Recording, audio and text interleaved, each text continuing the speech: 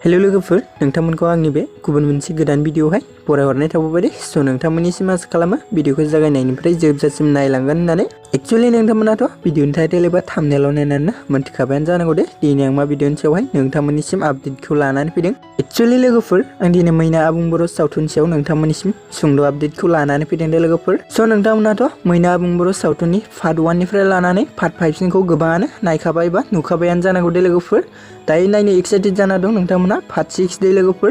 Actually लोगोफोर जोंहा रिंसार Brahma YouTube चेनेलनि गेजेरजोंहाय पार्ट 6 खौबो सिगाङावनो रिलिज खालामना होखादोंमोन दे लोगोफोर।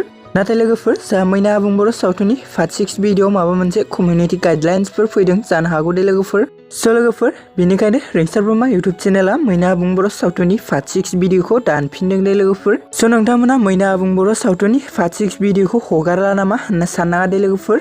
एक्चुअली लोगोफोर जोंहा रिंसार ब्रह्मा यूट्यूब चेनेला मैना आबुं बर' सावथुननि पार्ट 6 खौबो माखासे साननि गेजेरावनो थाबैनो रिलिज खालामना होसिगोन दे लोगोफोर। स' नोंथांमोना बेनिखायनो जायफोरा दासिमबो जुदि चेनेलखौ साबस्क्राइब खालामना लाहैयाखै अब्ला नोंथांमोना चेनेलखौ साबस्क्राइब खालामना लाहैबानो जाबाय दे लोगोफोर जाहाथे नोंथांमोननि सिगाङाव भिडिअआ रिलिज जायोब्लानो नटिफिकेशना सौहैयो दे लोगोफोर। स' नोंथांमोना आंनि यूट्यूब चेनेलखौबो साबस्क्राइब खालामना लाबानो जाबाय दे लोगोफोर जाहाथे आंनि भिडिअनि नटिफिकेशनफोरा नोंथांमोननिसिम थाबैनो सौहैनानै स' नोंथांमोना भिडिअखौ नायनो हायो दे लोगोफोर। स' लोगोफोर मैना आबुं बर' सावथुननि पार्ट 6 भिडिअखौ नायनो थाखाय सोर एक्साइटेड जाना दं कमेन्टनि गेजेरजों फोरमायहरनो दाबावदे लोगोफोर। स' लोगोफोर बिदिब्ला दिनैनि भिडिअआ बेखिनियानोमोन दे लोगोफोर। स' आसा खालामो नोंथांमोना भिडिअखौ नायनानै बुजिबाय आरो मोजां मोनबाय। स' लोगोफोर बिदिब्ला चेनेलखौ साबस्क्राइब भिडिअखौ लाइक आरो कमेन्ट खालामना होलांबानो जाबाय दे लोगोफोर। हायोब्ला लोगोफोर शेयार खालामना होबानो जाबाय दे लोगोफोर।